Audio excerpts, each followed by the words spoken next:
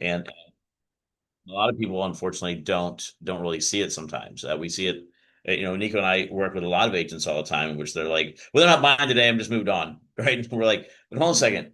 They made an application, which means they're interested in buying." you know, let's talk about that. So just that's a little bit thing that we talk about. So today what I was going to do, and by the way, it's an open forum. So if you guys want to explore things, go over things, whatever you need to do. But I was going to talk a little bit about the market and where we currently stand and the blessing that we have to be here in Houston. Talk a little bit about the products and different product sets that we have, and then opportunities on the listing side, on the buyer side for you guys to make sure how to reach out to us, if you need assistance on that side of things. And any questions you have along the way, just let us know, and Nico and I will answer those right there. Okay.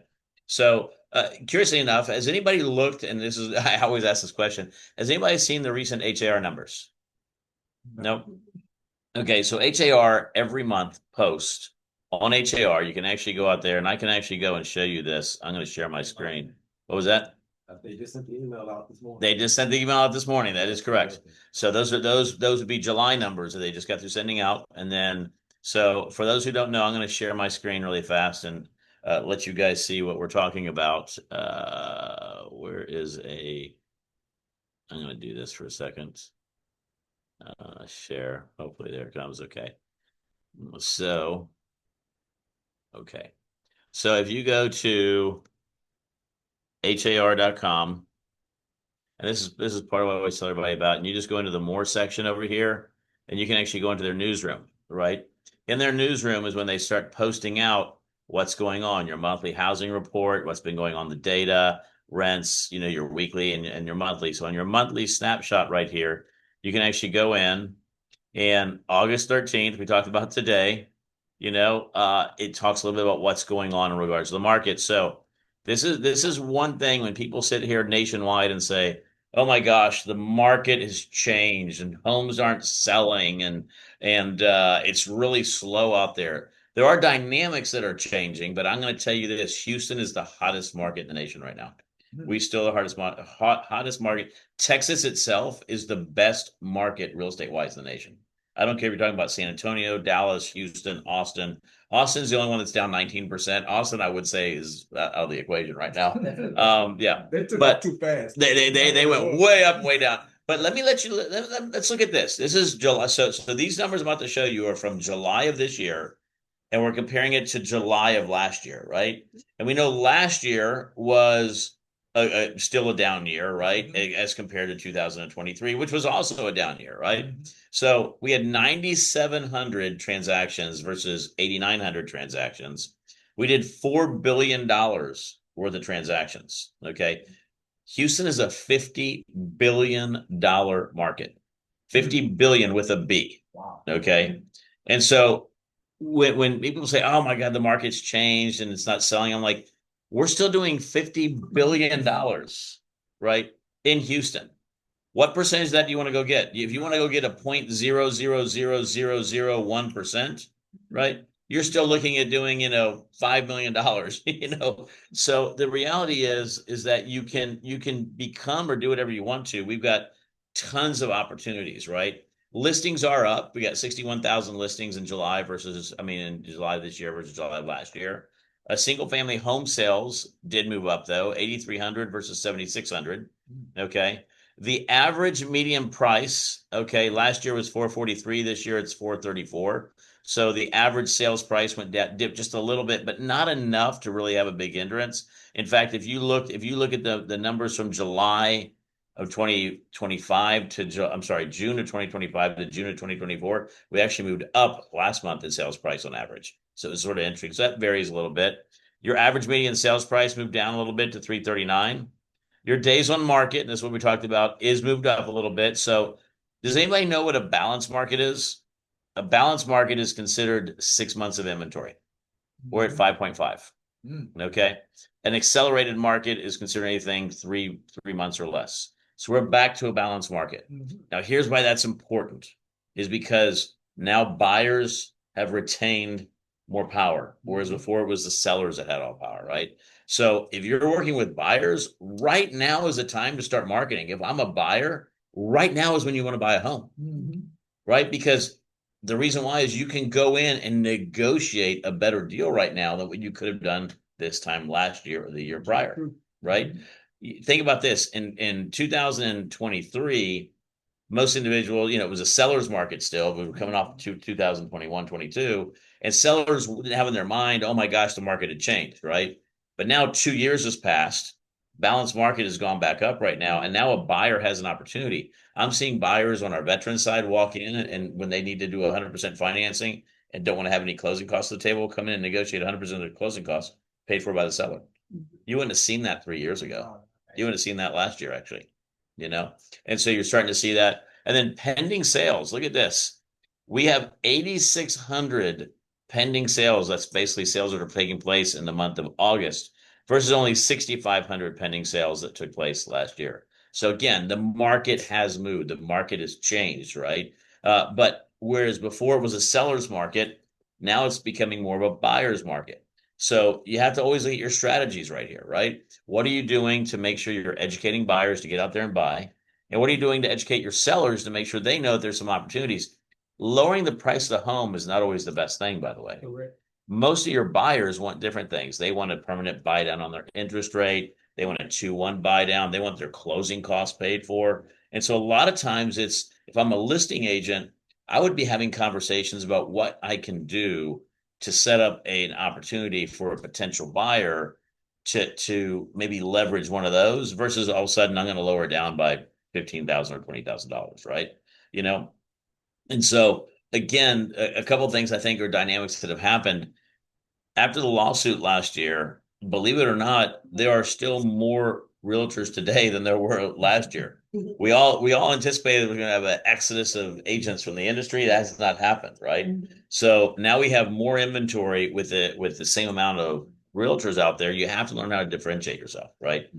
On the loan officer side of things, Nico and I are actually benefiting from this. Nico and I talked about this the other day. There's only 70,000 originators nationwide, down from 1 million in 2007. Imagine that. We had 1 million originators in 2007. Yes. We have less than 70,000 originators nationwide today, right? So yeah, so Nico and I like it, right? Because your good ones have stayed. There's still some bad ones like in anything, right? But that's a couple things about the market. So when people ask how the market's doing, your question always needs to be is why you're looking at buying or selling. That's the good part about the market is you're looking at selling their strategy, you're looking at buying their strategy, but understand these numbers at any given point. When I was here in the meeting, obviously you knew that the numbers came out right away this morning. And so that's always very important to know every single month. It usually comes out about the mid part of the month for the month prior to. Okay. Now, to be honest with you, I see a lot of this data sometimes ahead of time because I have so many people on the board. They're like, "Hey, Chris," I'm like, "Hey, what's going on with the numbers this month?" But it's pretty cool because you look at those numbers right there again, $50 billion. And I tell everybody is do the numbers on commissions. What's the amount of commissions that got paid out on $50 billion? Now, I had a conversation with the board of directors the other day. We talked about this. After a compensation rule went into place, we have not seen a degradation that everyone anticipated, right? We're not seeing people come up and saying, "Oh my God, I'm only going to pay you 2% now," or "No, I'm going to list this home for 1%." We're not seeing that. Nope. Not at all. Zero. So if you take that out of the equation, the average commission still today is still 5.5% in Houston, right?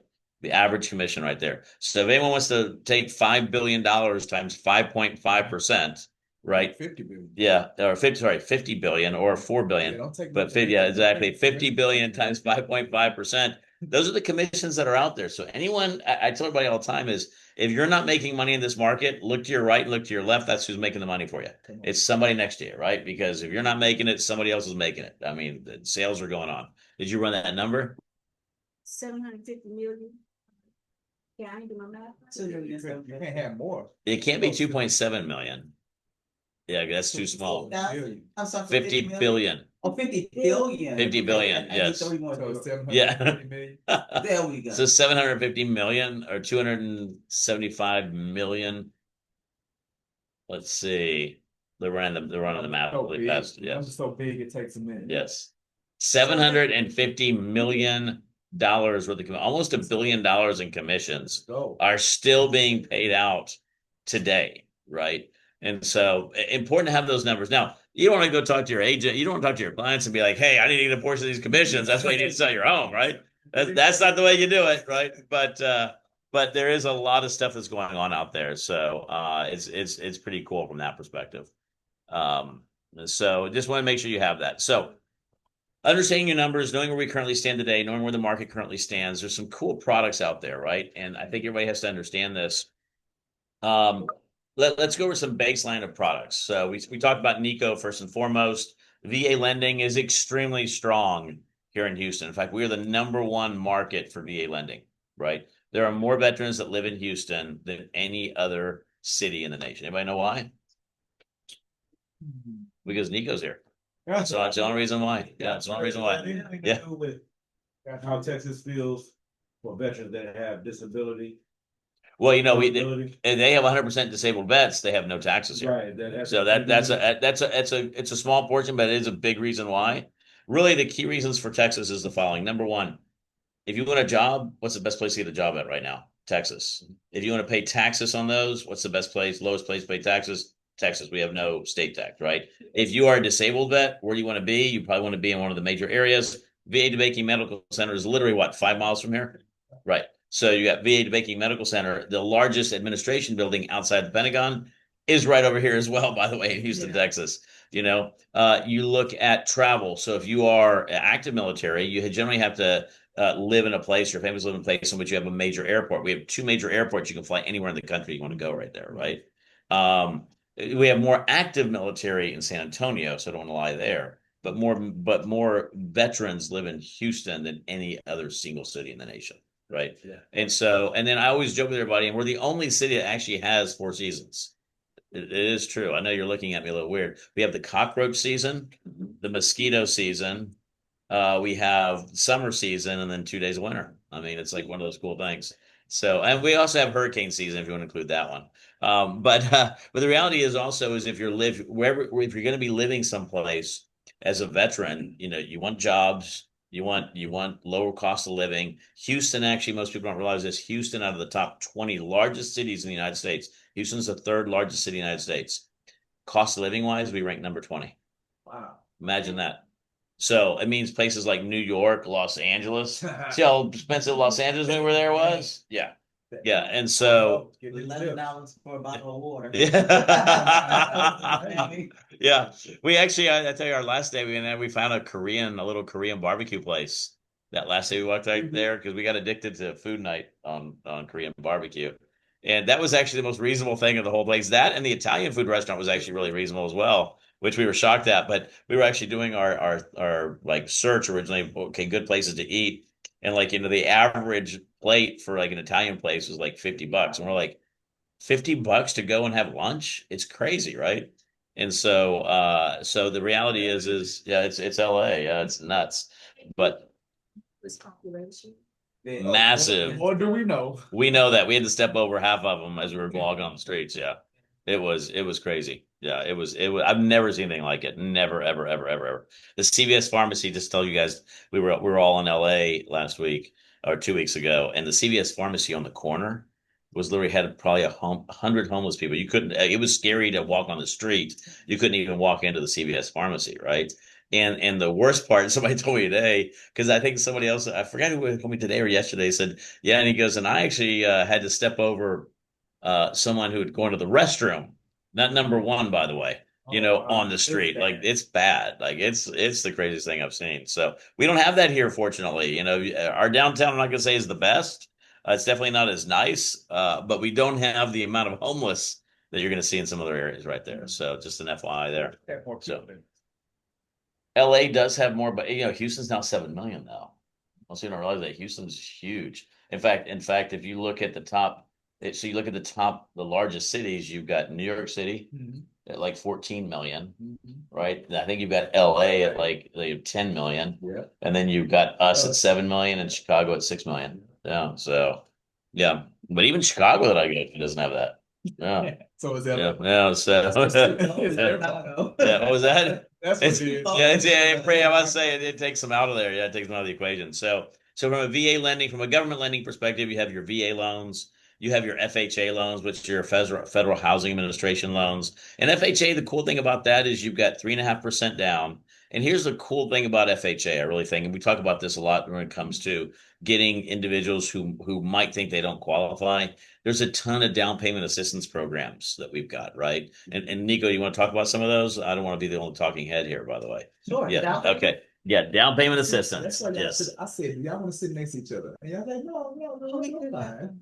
Should have put y'all next to each other. Well, I can move the computer right there. Talk a little bit about DPA when that's important. So with your DPA programs, there's a ton of them here in Houston alone. Besides your normal ones, which are your TSHAC and your TDHCA, which go up to 5% assistance. We also have the ones for the county as well. So we have the Montgomery County, I think that's $12,500. The only caveat to that one is that they cannot pay taxes to the city of Conroe. But if they're in Montgomery County, they can qualify. Of course, there's income requirements as well. You also have the SETH program. We have the Chinoa program. What other? We do have the City of Houston program as Yeah, well. and the city of Houston, and they actually have another program that they're getting ready to launch as well for the Third Ward area to try to rehabilitate some of those homes there. So be on the lookout for that as well. So those are your main ones. Y'all work with the county program? Yeah, we Yes. have every program you could possibly imagine. That's what I be telling people, so I'm glad I'm not lying. Yeah, so Yeah. just not the state, but your everything. counties have programs. I think Yeah. Harris County is out of money right now, Right. but They're gonna some of the launch a new counties. program. They're gonna relaunch their new Mhm. single family construction program. Yeah, Correct. Had a they are. Meeting about that. Correct, they are, and then the city of Houston's doing the same thing. Yeah. So- Yeah. So, and and the reason why that's important to know is you have a lot of individuals out there who do qualify to get into a home, but they might not have the down payment needed to get into the home, or they need assistance in a combination of down payment and or closing cost, right? And so you can mix an FHA loan at 3.5% down with a down payment assistance program, with a contribution from the seller to pay their closing costs, with an MCC credit, which is a mortgage credit certificate if I need to add some additional availability right there, income. So I've got multiple avenues that I can put together to make a deal happen when it comes to FHA. And so FHA is again really good program, and it's not just meant for individuals who are minorities or or low down payment. It could be somebody has lower credit scores. It could be somebody who needs that type of assistance, somebody who might be a newer let's say professional out there, and those professionals haven't had time to save up their down payment. So it's not just, and I always think it's important because some people always sit there and say, well, FHA is a terrible product. No, it's not. FHA is actually a really, really good product. And it's not just meant for minority communities. It's meant for again, what I talked to you about, individuals who might be starting off or need to have down payment assistance programs. You can do some DPA with BA, and you can do DPA with conventional as well, but FHA is really where it's at. It's like the better one you're going to have right there, right? And for your DTI issues. And your debt to income ratio, that is great. Your debt to income ratio, your government loans always give you the greatest amount of flexibility for DTI, right? And now you can be a self-employed borrower as long as you filed your tax returns and do all your government programs as well. So it's not just for W-2 employees. It also can be for employees who are self-employed and file their tax returns. So you can have some multiple things right there. USDA is another one I like a lot. You mentioned Montgomery County. USDA, yeah, it's not the meat people, by the way. But And I'm USDA. good, sorry. How are you? I'm good. Oh, you already have my stuff? Or you just want the code? Okay, 648. Yep. Emergency. Yeah. I was like, hey, somebody needs their docs right now to title somewhere. So, but USDA is also really good because USDA allows for financing, 100% financing in the outskirts of Houston, right? So generally speaking, you have to go to USDA. If you ever go out, if you go out and Google it, by the way, I can always show you this, and just show you sort of how that looks. If you ever want to know about USDA, just type in USDA eligibility map, and then it will actually pop up the property eligibility for USDA. And it's really cool because it will actually pop up. You can actually type in an address, or you can look at what the eligibility map is right there. Why isn't mine popping up right here? I'm telling you, oh, here it is, accept. Okay, and it will actually pop up the map here. Oh, where is it? Where did I go into? Hold on. I was way up there, and wrong area. So here it is right here in Houston. So now I can show you right there. So now I can go and look and see what eligibility is available here in Houston. Now, this right here does not mean they're an eligible area. Actually, this grayed out portion right here means that they are in an ineligible area. So you can actually go and look and see there's actually a uh, uh what's it called?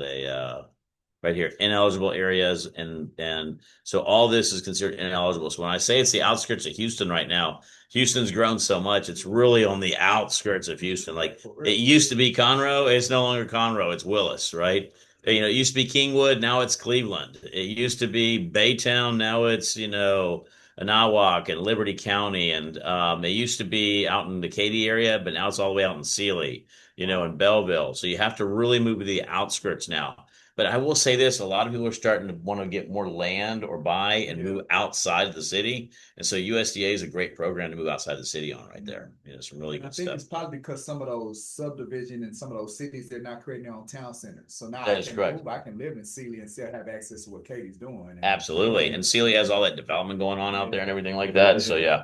So, but this is sort of what you would have to do if you want to look at what a USDA loan would be in some of those areas. And I will tell you this, I have some agents that their only focus in is the rural areas, and they're making a killing out there, right? Because they know every subdivision, they know every market, they know where to go, they know how to get them in for USDA. And so the reason why we're bringing all this information is I'm a big believer in getting rich in a niche, right? Understand the market you want to be in. As a realtor, you either want to understand your market, your community, your culture, your religion is a big one. I've got an agent down in Sugarland, and he's part of the Indian community, and they have a specific church down there, and he just kills it inside that. Like, that is his getting rich in a niche right there, right? And so I tell everybody is understand those markets. If you look at, for example, Lisa Kornheiser, she dominates that Bel Air area, right? Because she understands everything about that Bel Air area within the Jewish community right there. So the one thing I do say is getting rich in a niche means try to find something that you can really hang your hat on and then become an expert in that area right there, right? And then know that you've got individuals like myself and Nico that can offset any additional information that you need. But again, USDA loans. And then we talk about conventional lending. Everyone knows Freddie Mac and Fannie Mae, right? So let me ask everybody this question. Does anybody know what the minimum down payment is for a conventional loan? 3%. Thank you very much. 3%.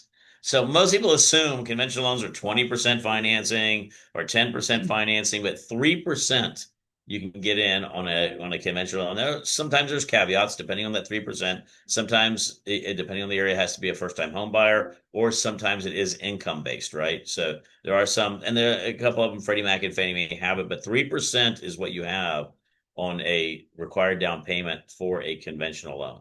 You can use all your down payment assistance programs for them. You can, but it's really, really good. The reason why conventional on an F versus FHA, conventional's loan amount limit is 806,500, whereas FHA's loan amount limit is 524, 525, rough estimate right there. And then the other thing is, if I have a high credit score, I want to go conventional. If I have a low credit score, I want to go FHA, because conventional really kills you on the mortgage insurance. FHA says mortgage insurance is standard no matter what your credit score is. You can have a 580 or you can have a 780, and your mortgage insurance is absolutely the same. On the conventional, if I have a 580, I'm not getting mortgage insurance. I have to have usually a 620 on conventional anyways. And at a 620, my insurance is probably 3 times as much as my FHA. That is correct. Just so I'm tracking with you. So you're saying if I have a higher credit score, I should go FHA? No. You're saying the opposite. Opposite. If you have a higher credit score, you most of the time are going to go conventional. Gotcha. That is correct. I misheard. Unless you have a high DTI. So you might have a great credit score, but you have a high DTI, then we would take you FHA. Because FHA has more flexibility when it comes to debt to income ratio versus your conventional, which has a lower threshold when it comes to DTI. Gotcha. Yeah. Gotcha. Well, you could always refinance out of it, even if you do. Always. Go Always. You could always refinance out of it. And that's the other thing right now, so let's talk a bit about interest rates in the market. So the market is adjusting right now. If you've seen over the past couple of weeks, rates have gone down, right? And so right now we talked about what was going on. The market for a buyer is really good and rates are moving down. You've got and we're going to anticipate probably rates are going to continue to move down right now. And the reality is we look and see what the economic data just came out this week. If you look and see what they thought was going to happen, if you look at now, there's a 90% probability they're going to do an interim rate cut in September and another one in November. That means 50 basis points. Bessent's trying to make sure they do 50 basis points. But at the very beginning, they'd like to see 100 basis points cut this year. So we're probably going to see this year rates are going to continue to move down. So that doesn't mean somebody needs to wait to buy a home. Right. It just means they refinance in the future. And that's one of the things that Nico and I offer is that you can also, if you finance with us and then 6 months from now, the rates have gone down by whatever amount it is to make it feasible for you, we'll do what they call a no-cost refinance, no lender cost refinance for you. So it's sort of a no-brainer because you don't want to wait. You want to take advantage of it and you can make sure you refinance in the future, right? Yeah. I mean, I'm doing right now one in which we waive the fees associated with a client who bought back in January because the rates are so low right now as compared to what he was at. And that's the other thing is, speaking about our communities, especially our minority communities, is educating them on if you did buy a home in 2023 or 24, not right now is a good time to start looking at refinancing, and it's also really good because here's the one thing, right? Because I have agents say, well, Chris, why does refinancing benefit me? You know what's going to happen? So this is true story happened to me last time. It hasn't happened right now. It was probably about 7 years ago.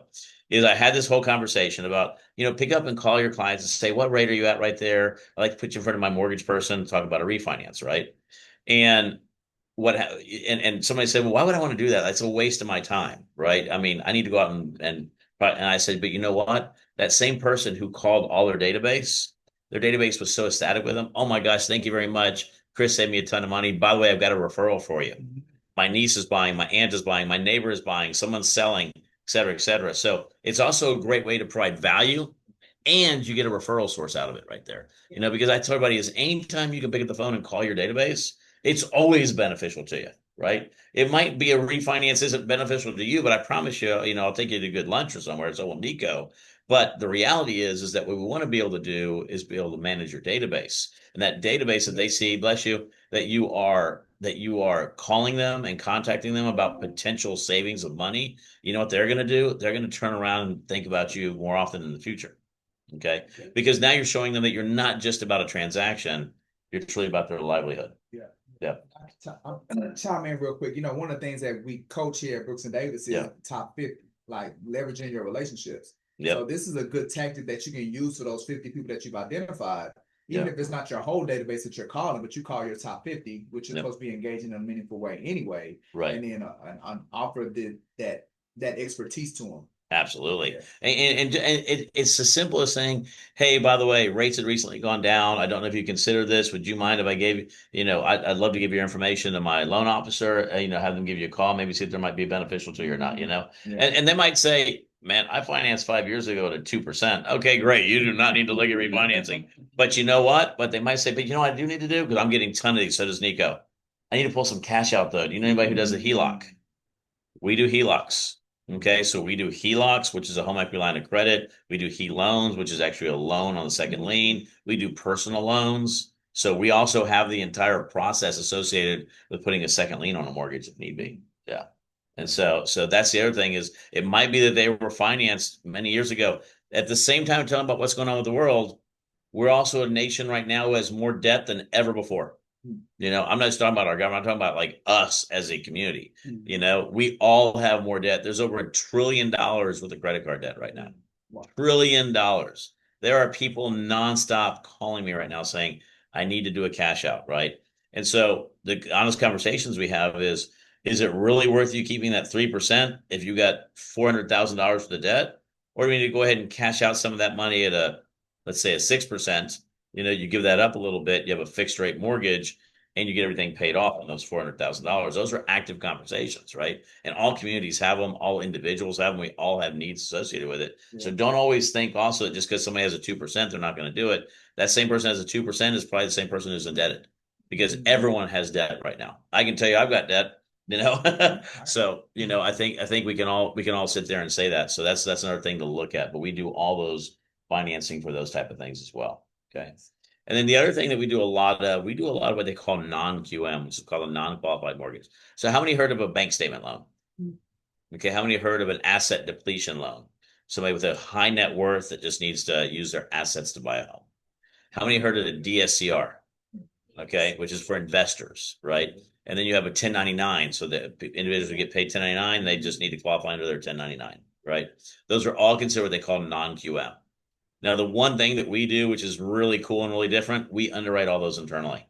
So the average person sends those out for a brokerage. They say, okay, great, we're going to send it out to a brokerage. I'm dependent upon a third party. We don't. We underwrite everything in-house. So if it's a bank statement loan, if it's a 1099 loan, if it's a DSCR, it's all done in-house. I've got one right now in which I'll verify it so y'all can see it right here. But they wanted to say, let me see right here where it was. Yes. It says, just to confirm, you will be able to close on 8/29, correct? The type of loan that we're doing for them, just so you'll know, is a DSCR. Wow. Yep. DSCR. Today is what day? Today is the 13th, right? So imagine we're doing a DSCR in-house right now. I just showed Michael, so I'm not on the text right there. Yeah, he witnessed it right there. And we validated that we are closing on the 29th, right? On a DSCR that I just took in yesterday. So the reality is that we can move really fast in those type of things, right? And so that's the other thing. And that's sort of neat about the process. Like, so you do a loan application with Nico, right? So I'm using this as an example. So Nico gets a loan application. And what most people don't realize is our technology and tools are so cool that when Nico gets her application, if it's a W-2 employee, it's already had calculated their income. If it's a veteran, it's already had its COE pulled in, its certificate of eligibility. If it is an FHA loan, it's already had its CAVRs pulled in. So my back-end AI is automatically starting everything, right? So when Nico gets it, she has a application that she's not having to validate a whole bunch of other stuff. She's talking with the client. She runs and also findings already run. So DULP or Jenny or Gus, all that's been run already. And so now the conversation we're having is, hey, have all your information. You need to validate a couple of items. We have an approval for you right here. And then if depending on the quality of that file where they currently stand, we have something called a same day mortgage. So if you call Nico up and say, I need to close fast, and Nico will be like, well, how fast? And you're like, I need to close in 10 days. Nico's like, you need 7? We can make 7 happen if you really want to. Wow. And the reason why I say that is because we do everything. We have what we call the same day mortgage, which I can actually have the file underwritten the same exact day, right? So I get a contract in, next day, within 24 hours, I have an approval on that file, right? And our standard process is even really good. Yes, sir. Yeah, standard process is still really fast and really good.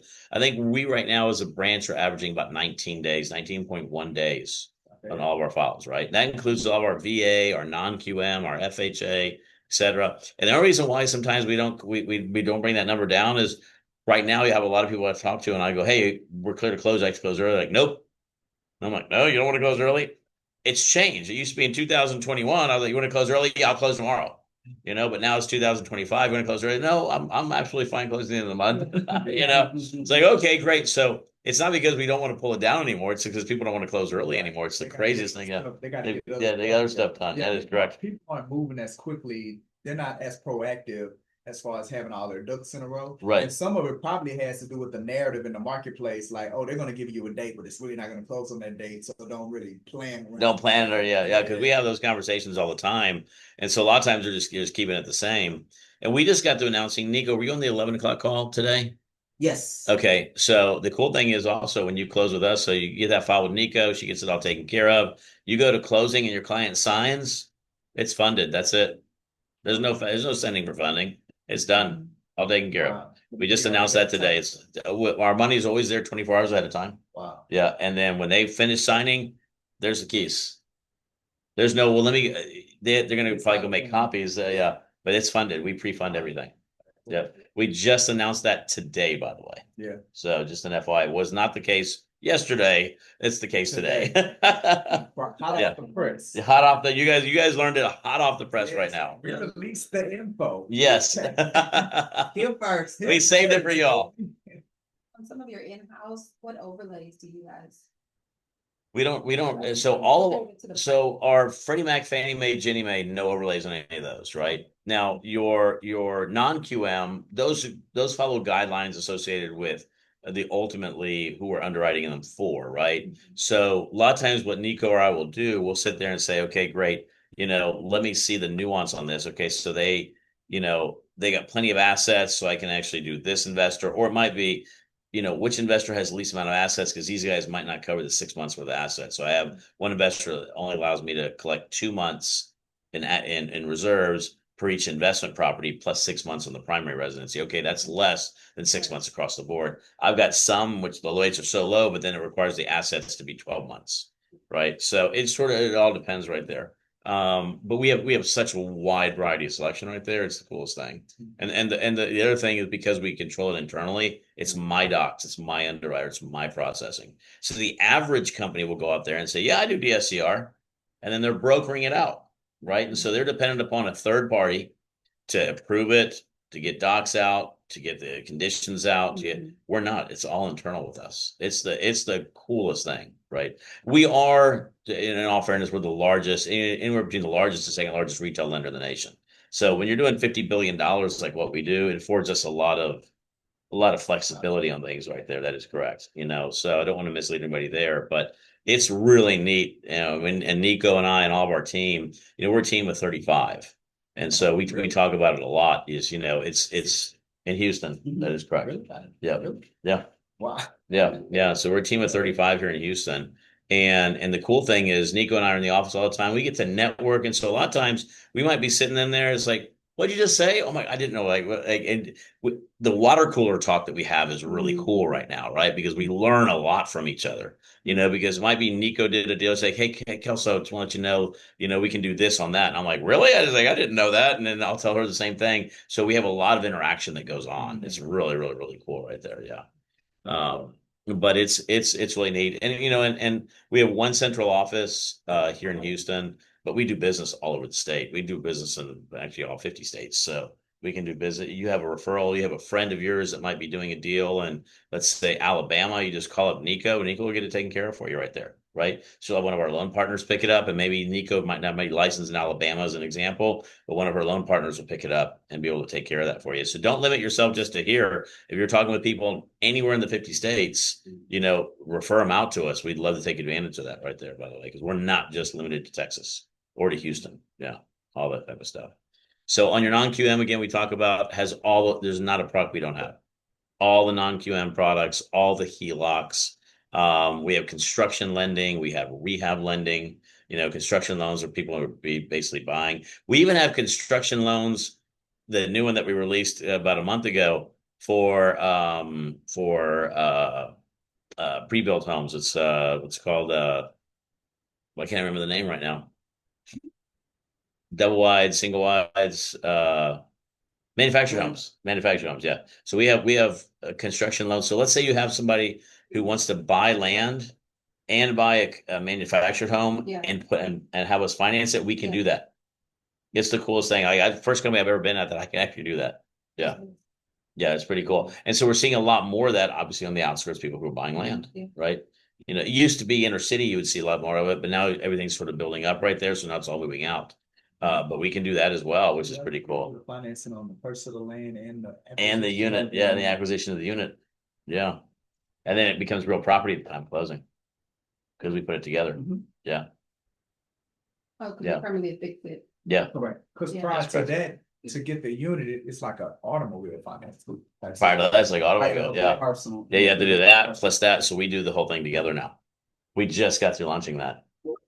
And when I say we got some cool stuff, we have some cool stuff.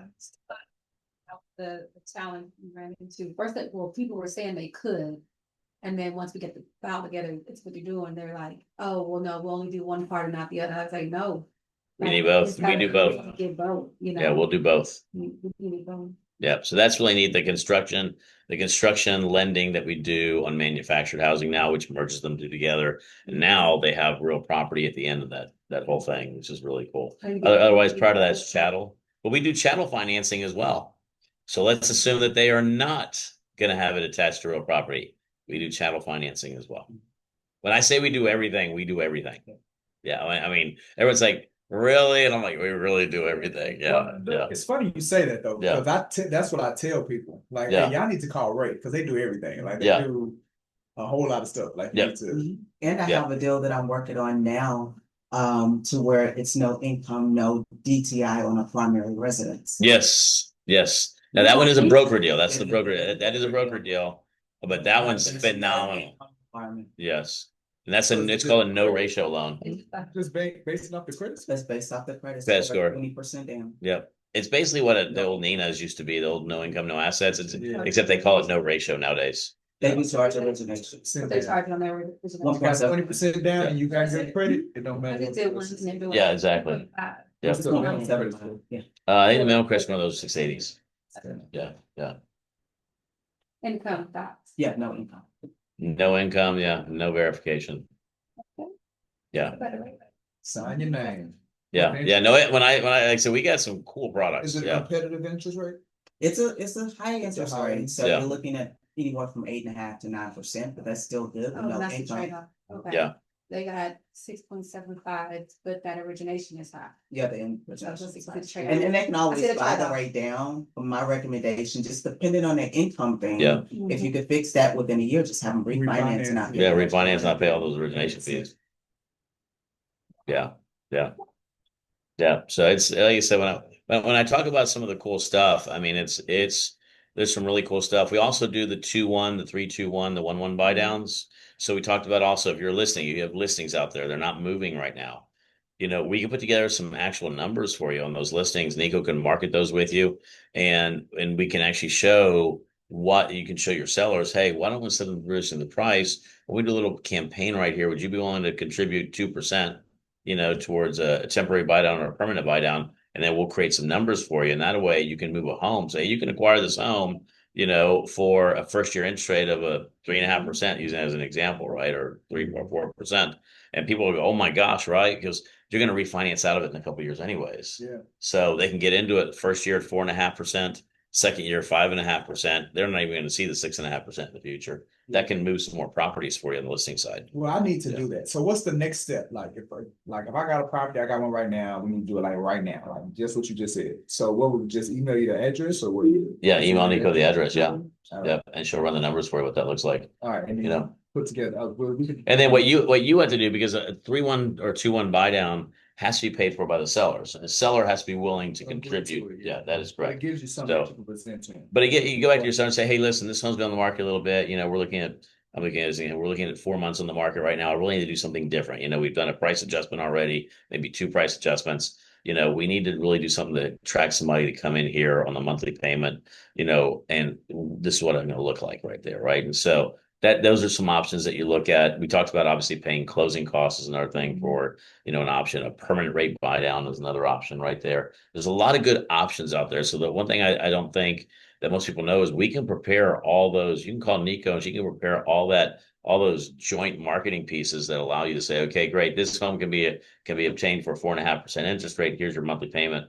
Year 1, year 2, year 3 is an example, right? Yeah. And then that way they're like, oh my gosh. And so now you need to promote that, use social media, send out to your sphere of influence. And you're going to get somebody saying, man, I just told a friend of mine, I didn't realize I could get in that home for $1,500. I thought it was going to be 2,000. Yeah. And so, those are those little changes right there that can happen, right? And believe it or not, a lot of times individuals are worried. So let's say a buyer, right? A buyer is worried about what they can afford today. They're not necessarily always worried about whether they afford 2 or 3 years from now, right? And so you got to get them comfortable with their payment today, and then advise them is, hey, we're going to refinance you if in the future, but this allows them to build up. So you have a lot of newer individuals maybe who say, man, I want that home, but I just can't afford, I still don't have enough commissions coming in, or I'm not establishing my job as much as I want to, or I haven't gotten my next raise. Don't let that be a reason why for them not to buy. Yeah. And to your point, Chris, though, it also gives you a reason as a professional to stay connected to them. Yes, like if you put absolutely. them in there at that entry rate, you stay connected, saying, I'm going to coach you through the next 2 to 3 years to make sure to put you in a spot to where that is correct. You can refinance out of it. Oh yeah, absolutely. So those are, we talk about all the time. Those are important things to know, sort of what products we have out there, where we stand in regards to all those products, how to leverage those products across the board, because, we went over the actual numbers. I mean, the reality is the market shifted a little bit, right? And so what is everybody doing to make sure that they understand that market shift and how you can either advise your buyers, talk about how to do that, or how do you advise your sellers, right? Because you have both sides of the market, right? Sellers, at the end of the day, here's the one thing I'm going to go on my little soapbox about this is that everybody wants to either buy a home or sell a home, right? If that the seller wants to sell it, the buyer wants to buy it, there's always a way to make it happen, right? And so the one thing that I see, I've been at 24 years now, is that sometimes deals go bad, not because you don't have a willing seller or a willing buyer, because you have an agent who inserted their perspective into what they thought, right? And I'm like, Rob and I talk about this all the time, is they bring their electricity to the transaction, right? And you've got positive electricity and negative electricity, right? And positive neutrons and negative neutrons, right? And when they bring their negative neutrons to that destroys the whole thing right there, right? So I do tell everybody is just know that if you have a seller and a buyer, there's a deal to be had right there. Yeah. Right. And so it's just a matter of putting it together the right way. Right. That is correct. And so things like that. So I was going to open it up for some questions about individuals. I sort of wanted to go over the market. I wanted to go over the programs, the products, obviously some opportunities that we have right there, things that I see in the market. But I want to open it up if anybody has any questions, either here or there. Yeah. What's the average score? So scores always vary, right? So on all our government loans, we can go down to 500 FICOs. However, if you're below a 580, there's compensating factors that are required. Not going to lie there. Most of your conventional products are at 620 or higher. Your non-QM vary. I've got from 600 up on non-QM. So, but remember this, and this is just across the board. All lenders say the same. The lower the credit score, the higher the interest rate, right? Usually lower credit scores on non-QM, it's higher rate, higher down payment.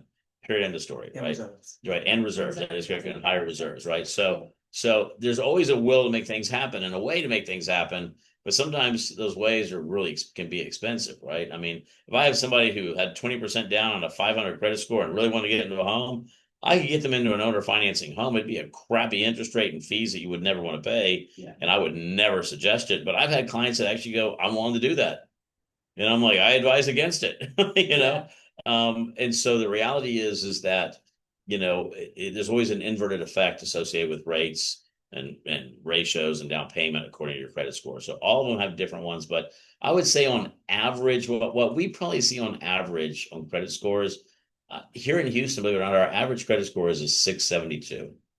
That's the average credit score for all Houston, all lenders, et cetera, right? And so, you probably about 50% of our clients are higher than that, 50% of our clients are lower than that. And no two deals are ever the same either. I might have a 620 credit score with two different clients, and I have a bear with one, and the other one went through as easy as possible, right? And because maybe it might be the reserves were different, it might be the property was different, it might be the price a little bit different, might be they didn't like their income or their assets, might be they didn't like their commissionable income versus their base salary. So there's never two files that are ever the same either, by the way. So, and the reason why I say that is because somebody's like, man, I closed a deal last month and it was the easiest deal. And why can't you do the same thing on this one, right? And I'm like, because that one last month was completely different than this month. Now we try to make it easy. Don't get me wrong. We over communicate. Yeah, but there's certain things you can't control sometimes. Yeah. That's one of the things that I talk to my agents about it. Like, you can't be comparing this to that, this customer to that customer, and frustrating yourself because this customer is not acting like that customer is acting. Right. Yeah, I had a funny story. I had a veteran that was closing 2 months ago. And we were going to miss the close date because I was refinancing his existing property. Actually, back up. I begged him to refinance his existing property like 10 months ago. And finally, then he gets a contract. He's like, okay, now I need to refinance my property. I'm buying a new home. I'm like, you should have done it when you didn't have a contract. Now I got to do it as an investment property. Yeah. Right. Well, I'm refinancing it as an investment property. He's 100% disabled vet, which means they include now the taxes in it, but his new property has no taxes in it. So made the whole thing happen. So I needed to move the closing from like a Tuesday to the following Monday. Just need a couple extra days because the 3-day rescission period, all that kind of stuff, right? And so the agent called, she's like, this is completely unacceptable, please. And I said, we're moving it from a Tuesday to a Monday. And I was like, but in looking, and she's like, well, my clients are probably not going to do it. And I know the agent, and I'm like looking at thinking, I'm like, the home's on the market for like 200 days. Like, trust me, it's a $1.6 million property. They're going to do it, right? So she comes back and she was like, we're only going to do it if you do this, that, and the other. We're only going to close on Friday and da da da da. And I said, great, my clients are going to bust out then. I said, let's go ahead and write up the notation. She's like, what? And I said, yeah, they're going to bust out. I said, so I had talked to my clients as well. Yeah. And I talked to the listing agent, the buyer's agent. And I said, we're going to call their bluff on it because Yeah. I know she's bullshitting me. Yeah. She's an agent I've known for a long time. And I know how she bullshits because I used to watch it on the other end, right? So, and I'm going to tell you guys this funny story because you'll like it. So anyway, so she's like, she called me, she's like, okay, can you close it on Monday? I said, yeah, like I said, I'll close it on Monday. I just can't close it on Friday, you know? Yeah. She's like, well, my clients aren't happy. And I'm like, oh, I'm like, well, no one wants to miss a closing date, but you know, let's do it, right? So come Monday, we close. And they were listening to me. Like the agent's like, I trust Chris, you know, so they actually, I'm like, just prepare the cancellation and send it over right now. Yeah. Right. They did that and they're like, no. So that the whole thing happened, right? So that fast forward, we're on Monday closing. By Tuesday, I called the agent. I called the other agent. I know her really well. I said, hey, congratulations on sales. And she's like, you are a son of a bitch. And I go, why? And she goes, you knew my tactic. And I go, and you shouldn't have used it on me. You shouldn't have used it on me. Yeah. Yeah. And she goes, well, you don't realize. I said, no, what you don't realize is I knew what you were doing and you knew what you were dealing with. Yeah. And you knew I was going to, it's BS. Like you got a home on the market for 200 days. And I'm like, and by the way, you know that the appraisal, we struggled to make value. You weren't going to get value anywhere else either, by the way, because I had Tidewater was called on it, which means they had to go a little bit further on the evaluation because they weren't making value. Yeah. I'm like, don't bullshit me on that. And she's like, well, the real issue happened was we were supposed to close on Tuesday. My client actually, it was because of multi-million-dollar property. They actually cut off all their electricity on Monday, and so they were pissed off. They had to pay a $400 reconnect fee because they did have the pool and all that kind of stuff. I'm like, the next time say, hey, if you guys have paid the reconnect fee, we'd be more than happy to extend until Monday. Yeah. My clients would have paid that. Yeah. But your bullshit what you're trying to do didn't work out, right? Yeah. She's like, so I just can't believe it. She goes, I hung up the phone that day and she was like, I fucking forgot, excuse my language out there. I friggin' forgot that it was Kelso and he called me out on my BS. And I did. And the other agent, which his name was Alex, he was like, are you sure, Chris? I'm like, I am 1,000% positive.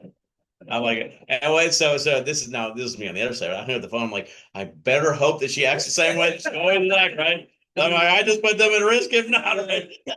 So on the other side, like I was also on myself. I was like, I really hope it's working out, And that future performance. I need her past performance to predicate her future performance right there. I knew she was bullshitting me.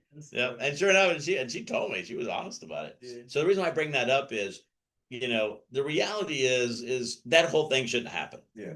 The reality is, when I explain what happened, she should have been able to go back and say, you know what, Monday's absolutely fine. We completely understand. Yeah. Can you at least have them do the reconnect fee? And that was the deal between them anyways, right? Yeah. It was, I didn't need to be involved in anything like that. It was just what they were doing to, threatening them, and then want to have them put like another $10,000 in non-refundable earnest money and all this kind of stuff. And I was like, you know what, like in the grand scheme of things. And so I think that's where we're at as well. I think, remember this, I think somebody told me the other day, 62% of our market right now are agents who have only been in the market since 2020. Really? Think about that. 60%? Even though the average age of a realtor is 57 years old, 60% of the entire nation, right, have only been in real estate since 2020. Wow.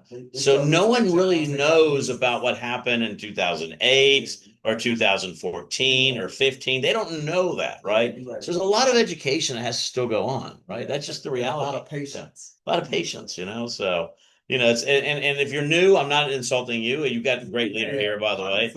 Yeah. But the reality is that, I tell everybody is, Spike Lee said this, do the right thing. Just do the right thing. I mean, that's just the reality. Just do the right thing. What would you do in that situation? And put yourself in the situation of the other client, of the buyer as well. Sometimes, what would you do? What would you expect if you were in that situation, right? But Chris, you got to think about, especially with the newer agents coming into the marketplace, what they've been exposed to about like how we engage. Like they're being exposed as if it's an adversarial situation. Like it's not. You're trying to beat the other guy. You're trying to win for your client. You're trying to do all of that. But we've been in it long enough to be like, nah, that ain't how you get it done. Yeah. We're called cooperating brokers for a reason, bro. That is correct. Yeah. Working together. So Jeremy at the office said this one time to me, and I thought it was a great thing. He said collaboration happens at the top, competition happens at the bottom, Mm. right? And so determine what you want to do. Do you want to be a collaborative agent? And that means you collaborate with your clients, with other agents, with buyers, sellers, And your or do lender. you, and your lender, or do you want to compete, right? And if they're always in that competitive mode, now I'm talking about when it comes to relationships, the problem is that that's where the breakdown happens, right? When everyone is, I've got to win at all costs, right? And the reality is there's a balance effect that goes on. There's a win-win situation that has to take place right there. Not everyone's right, not everyone's wrong. Everyone has their own, and I do tell everybody, I never forget my granddad used to say is, there's what he said, what she said, and there's what's really happened. Yeah, and you can say that for parties as well. It's what one party thinks left, party thinks right, and what really happened was right in the middle, right? Yeah. And so the reality is that we got to get to that middle point. It's just what the market has to do, right? And we have to do as individuals. So yeah. Well, this is good. You enjoyed it? I did. Okay. Well, I have a question for you. Yes, sir. Stayed on. Are we still, Yeah. are we still live? We still streaming? Yeah. So streaming, yeah. Are there any home builders that you guys have a relationship with that would not preclude them from saying you guys were outside of their network? That's a very good one. So we are the preferred lender for KB Home Mortgage. So KB Homes, we are the mortgage company for them. So when you see KB Home Financing, Thank you for sharing. yes. Not that you want to go do that, but that is us, by the way. And I will tell you this, everything is different. So for example, Lane called me up today that he got to rescue the file from Perry Homes, right? And Perry doesn't have very good incentives that they usually give in some of their communities. So we get a lot of those deals, Pulte was another one. He got another one from Pulte last week, right? And again, Pulte was trying to take it away from us originally. And the client said, you know what? He evaluated everything. He was like, I'm going to stick with these guys, even though these are going to be $5,000. These guys are actually cheaper, better interest rate, less fees, and at the end of the day, so I hate to say it, this is the way builders do it though, right? So builders have the same money that we do, the exact same money that we do. So a builder is going to put that money into the sales price of the property and then give it back as an incentive back to the company, right? And what they try to do, which I think is completely illegal, but until somebody stands up and does something about it, we're going to have to fight against it. And I hate to say it, on our side right now, we have Bill Pulte leading the mortgage industry, so it's not going to happen right now in this watch.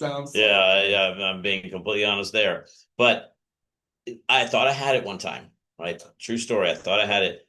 The consumer is the one who has to stand up, and CFPB really doesn't exist right now, but they have to stand up and say, this is BS, and cause a scene so that change will be made.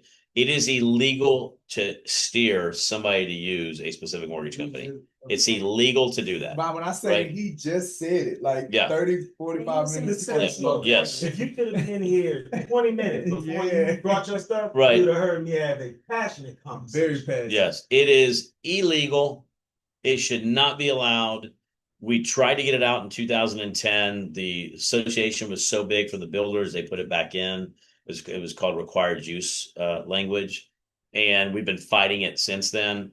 I think everybody needs to have a voice. I think everyone needs to stand up and talk more about it. But here's the one thing that has happened. I just said the market is leveled out, right? Guess what it's also leveled out for? The builders. The builders, right? You walk in with a client on the builder and you say, hey, here's the deal. My client loves your property, but there's also 10 other properties out here they like. So the only which way they're going to make an offer for you is if they use their mortgage company with all the incentives you're offering. And the builders right now are not letting deals go because you're using an outside lender. They're not doing it, right? There was a point in which they were, but right now we're seeing a lot of them not anymore. Yeah, and to your point where you had to call somebody to the carpet over BS, that's where I was with the passionate conversation. Yep. Absolutely. Because to me, it's nonsensical. And what truly made the conversation be passionate is because the sales manager told me, well, I've already given them incentive with the price. I said, no, that's not an incentive, that's a price reduction. Yes. I said, it's a huge difference between you lowering the price to the public and giving my people an incentive. I said, you just said out of one side of your mouth that all the incentives are tied to work with your preferred lender. Yeah. But now you telling me your price reduction was an incentive. Yeah. It's nonsensical what you're saying. It's not. It's the craziest. It's the craziest shit I've ever seen. Yeah. But you give to no one an incentive. Yeah. No. Absolutely, but absolutely get out of here. Absolutely.